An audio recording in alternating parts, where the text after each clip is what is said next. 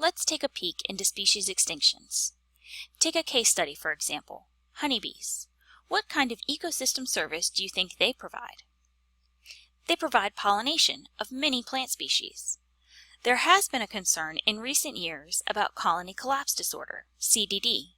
Additionally, industrialized farming has been using and relying on primarily a single species for its pollination. This, you may recall, is a violation of the biodiversity principle of sustainability. Extinction of the honeybee is, of course, the most lasting environmental threat. So what can we do?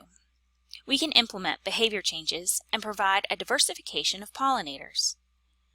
A biological extinction is when a species can no longer be found on Earth. A mass extinction is when a lot of species are going extinct in a short period of time. During each mass extinction, 50 to 90% of all species appear to have become extinct, but they also lead to an increase in biodiversity afterwards due to the new habitat creation or open niches. However, recovery does take millions of years. Our third mass extinction that occurred 250 million years ago caused 90% of the world's species and 96% of marine species to go extinct. When we study extinction rates, we must take into account background extinction rates, or those that were naturally occurring prior to the modern human, about 200,000 years ago. This background rate is identified as being one species for every million species going extinct per year. Since the introduction of the modern human, these rates have significantly increased. Why? Habitat loss, climate change, ocean acidification, and human activity. Also, as humans move across the Earth, environments get disrupted and destroyed, and our ecological footprint becomes larger. The dramatic rise that we have seen since the introduction of the modern human is that instead of the background rate, or one species per year per million species, we see the rate is 2 to 27 species per day, or 1,000 to 10,000 species per year per million species.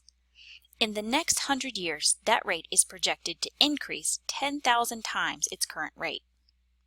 That is to say, if we have 10 million species, then 10,000 of those species are going extinct each year, or 274 per day, or 11 species per hour.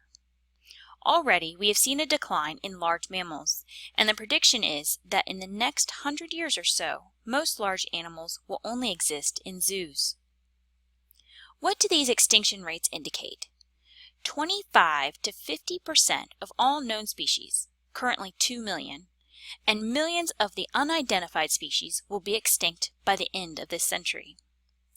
Is that then not enough to be considered the sixth mass extinction? One that was caused by human activities. So what can we do to help stop or slow these rates? Of course, we can preserve the keystone species, pay attention to what those indicator species are telling us, and reduce our impact on biodiversity and the ecosystem services.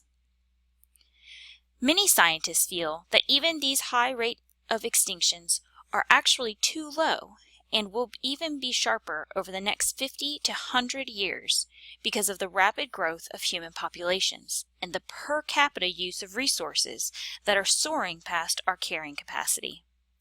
In the biodiversity hotspots, such as tropical forests and wetlands, the extinction rates are much higher, and unfortunately, some of the first ecosystems to be destroyed by humans for their one-time economic resource, rather than the long-term economic and ecological value.